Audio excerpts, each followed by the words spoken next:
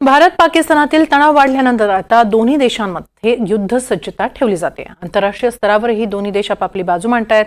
पाकिस्तान भारताला युद्धखोर म्हणून सिद्ध करण्याच्या मागे लागलाय। अशात खुद्द पाकिस्तानातून त्यांना विरोध वाढतोय। पाकिस्तानच्याच एका मशिदीत झालेल्या घोषणेनंतर पाकिस्तानी सैन्याच्या पायाखालची जमीन सरकली आहे। खैबर पख्तूनख्वामध्ये ही मशीद आहे आणि या मशिदीतून घोषणा झाली ती भारतीय सैन्याला साथ देण्याची।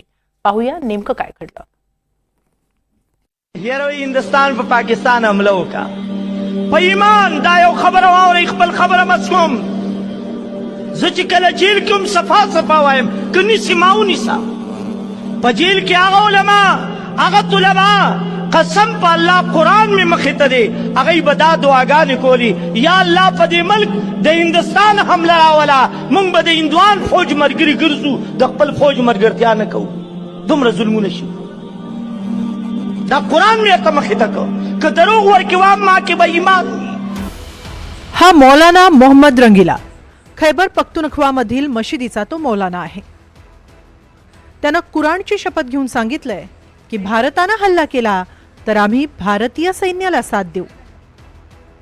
खैबर पख्तूनख्वा म्हणजे बलुचिस्तानच्या उत्तरेला असलेला पाकिस्तानी प्रांत। मात्र नावालाच पाकिस्तानी म्हणावा असा हा प्रदेश, कारण इथं पाकिस्तान विरोधात प्रचंड असंतोष आहे। तहरीक-ए-तालिबान ही अफगाणिस्तानच्या तालिबानची शाखा इथं कार्यरत आहे। पाकिस्तानी सैन्य इथल्या स्थानिक लोकांविरोधात क्रूर लष्करी ऑपरेशन चालवते असा आरोप आहे।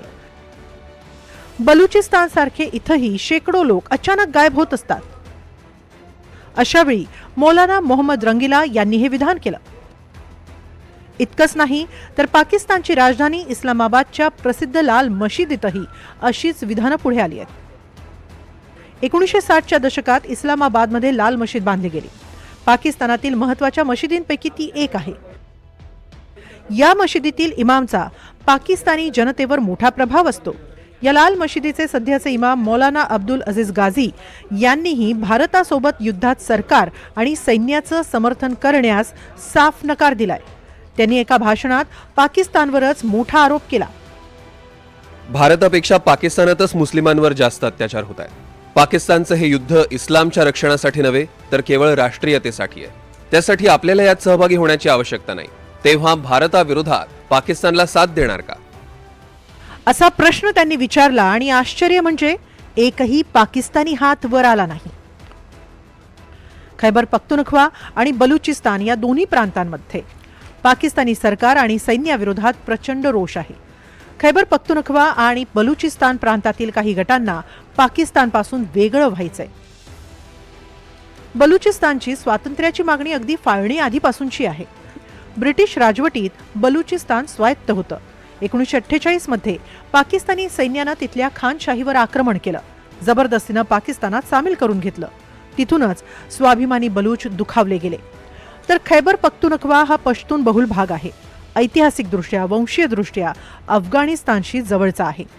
1993 मध्ये ब्रिटिशांनी ड्युरंट रेषेद्वारे हा भाग अफगाणिस्तानपासून वेगळा केला। काही पश्तून गट विशेषतः तहरीक-ए-तालिबान पाकिस्तान ड्युरंट रेषेला अवैध मानतात आणि पश्तून एकत्रीकरण आणि स्वायत्ततेची मागणी करतात।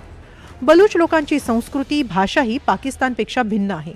त्यांना पाकिस्तानी संस्कृतीचं वर्चस्व मान्य नाही, तर पश्तून ही अफगाण संस्कृतीशी साधर्म्य राखते।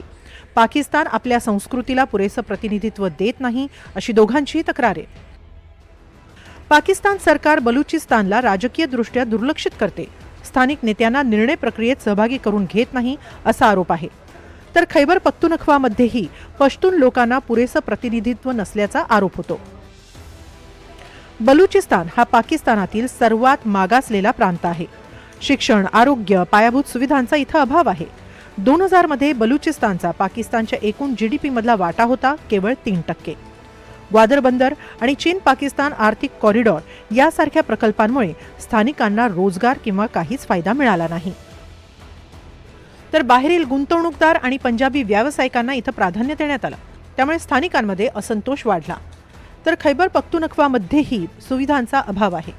दोन्ही प्रांतांमध्ये लष्करी दडपशाही आणि मानवी हक्कांचं उल्लंघन होत असल्याचा आरोप आहे। खैबर पख्तूनख्वा आणि बलुचिस्तान प्रांतातील काही गटांना यामुळेच पाकिस्तानपासून वेगळं व्हायचंय। त्यांना ऐतिहासिक अन्याय, सांस्कृतिक दडपशाही, आर्थिक उपेक्षा आणि लष्करी वर्चस्व यांचा सामना करावा लागतो. बलूच लोकांना स्वतंत्र बलुचिस्तान हवंय, तर खैबर पख्तूनख्वामधील काही पश्तून गट स्वायत्तता किंवा अफगाणिस्तानबरोबर एकत्रीकरणाची मागणी करतात. BLA आणि TTP सारख्या गटांनी सशस्त्र बंडखोरीद्वारे या मागण्या नेहमीच तीव्र केल्या आहेत. त्यामुळे पाकिस्तानला अंतर्गत आणि आंतरराष्ट्रीय दबावाचा सामना करावा लागतो. आणि आता तर भारताविरोधातल्या युद्धातही त्यांनी पाकिस्तानला सहकार्य न करण्याची भूमिका घेतली आहे. त्यामुळे पाकिस्तानसमोर एक मोठं आव्हान देशातूनच निर्माण झालंय आणि हे आव्हान मौलानाच्या मुखातूनच समोर आलंय.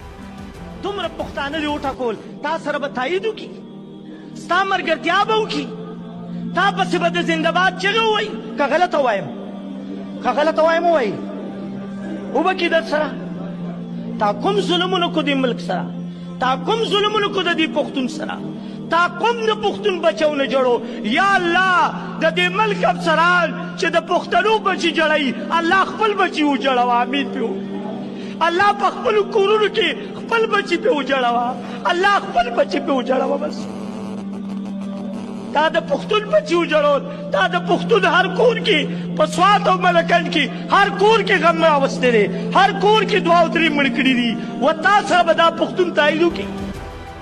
Bureau report, NDTV Marathi.